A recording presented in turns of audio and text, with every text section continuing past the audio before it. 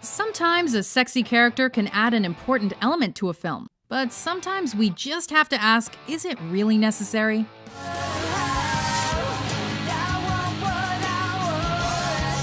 Welcome to WatchMojo.com, and today we're counting down our picks for the top 10 needlessly sexualized female movie characters.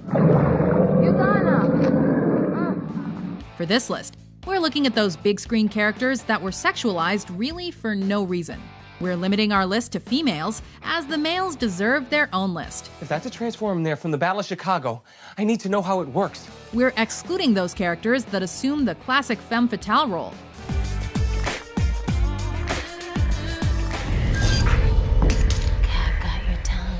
As well as those characters that were intended to be extremely sexy.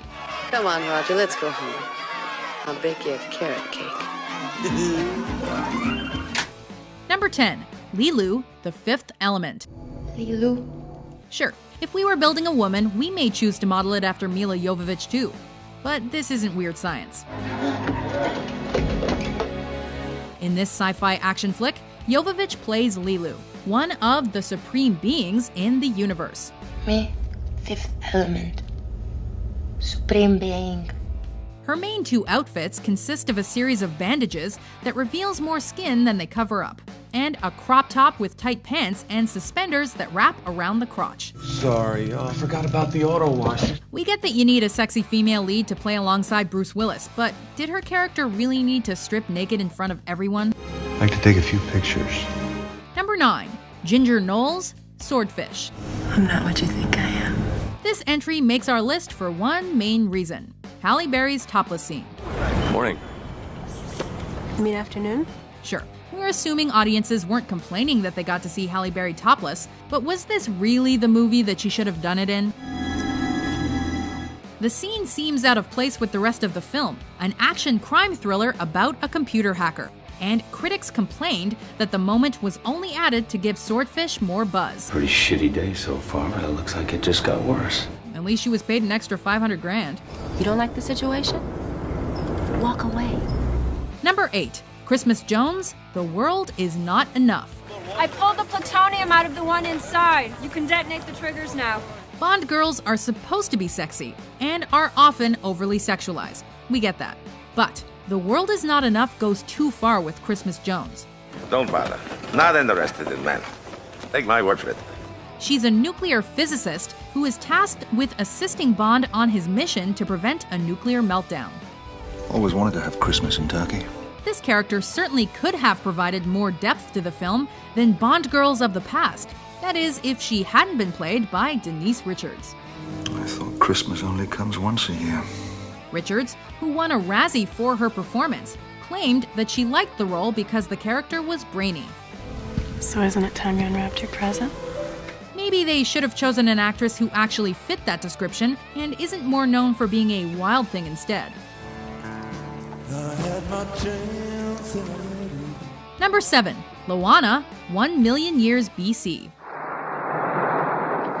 This adventure fantasy film had no intention of being historically accurate, as it portrayed dinosaurs living alongside humans.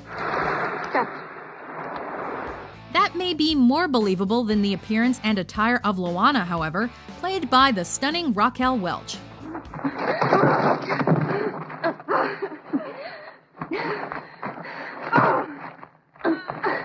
Loana's raggedy clothes barely held her breasts in place, and her beautiful hair and long legs make her look less like a cave woman and more like a Victoria's Secret model.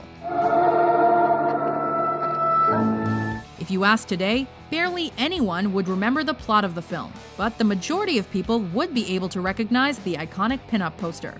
We know Andy Dufresne would. By 1966, right about the time Tommy was getting ready to take his exams, it was lovely Raquel. Number 6. Princess Leia Organa, Star Wars Episode 6, Return of the Jedi. I don't know what you're talking about. Princess Leia was without a doubt everyone's fantasy girl when the original Star Wars trilogy hit the theaters. But for the first two films, George Lucas focused more on developing her character than exploiting her feminine image. What the hell are you doing? Somebody has to save our skins. Of course, he couldn't hold out forever, and we were given the famous gold bikini outfit in Return of the Jedi. While this answered the prayers of every fanboy, it felt like a cheap exploit of a strong female character, one the film really didn't need.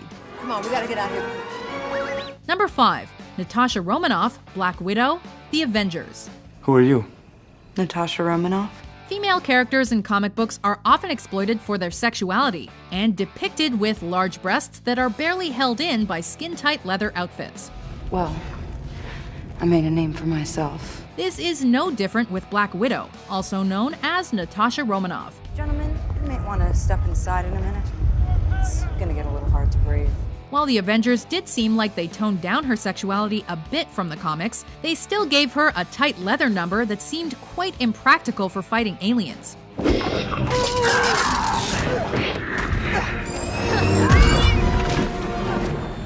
We also couldn't help but notice that there are several shots throughout the film that seem to pause on her character just a bit too long. I'm in the middle of an interrogation. This moron is giving me everything. Number 4. Tinkerbell, Peter Pan, and Hook. It seems like fairies have always been depicted as gorgeous females, but we think that may have started with Disney's Peter Pan. Sewing shadows, I mean. Sure, like many of Disney's female characters, Tinkerbell has an exaggerated hourglass figure, and that's accentuated with big blue eyes and bright blonde hair.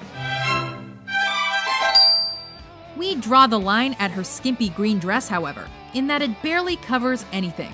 While they may have slightly changed the look in Hook, Julia Roberts still reveals a ton of leg for what's supposed to be an innocent fairy. What fun we'll have again, what times, what great games!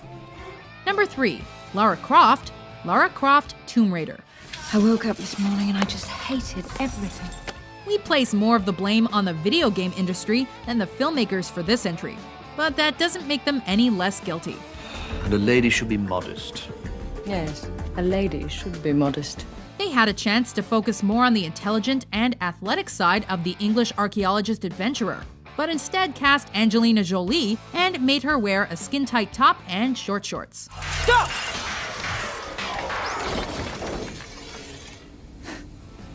Jolie certainly has the acting chops to pull off a female action hero, but she was relegated to eye candy for this film.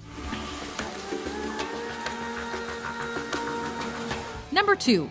Lola Bunny, Space Jam. Hi, my name is Lola Bunny. Just because you don't have an obvious female lead in a film doesn't mean you have to turn a side character into an object of sexual desire, especially if that character is a bunny. I'd like to try out for the team. We're looking at you, Space Jam. Don't ever call me doll. Lola Bunny is sexualized for absolutely no reason in this flick, as she wears incredibly short shorts and a crop top that hangs off her body. The heartthrob of the hoops, Lola Bunny! Surely that can't meet the uniform standards in the basketball rulebook. Plus, she's a bunny. Ooh, she's hot. What really makes it awkward is how everyone, including Michael Jordan, checks her out. That was the nicest thing anyone's ever done for me. Before we unveil our number 1 pick, here are some honorable mentions. I can open one up there, but I will need some help. Turn around. Now.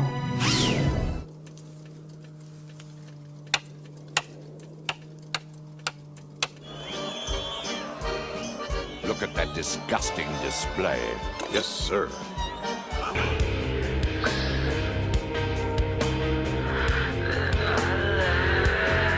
Number 1. Michaela Baines, Transformers. You think I'm shallow?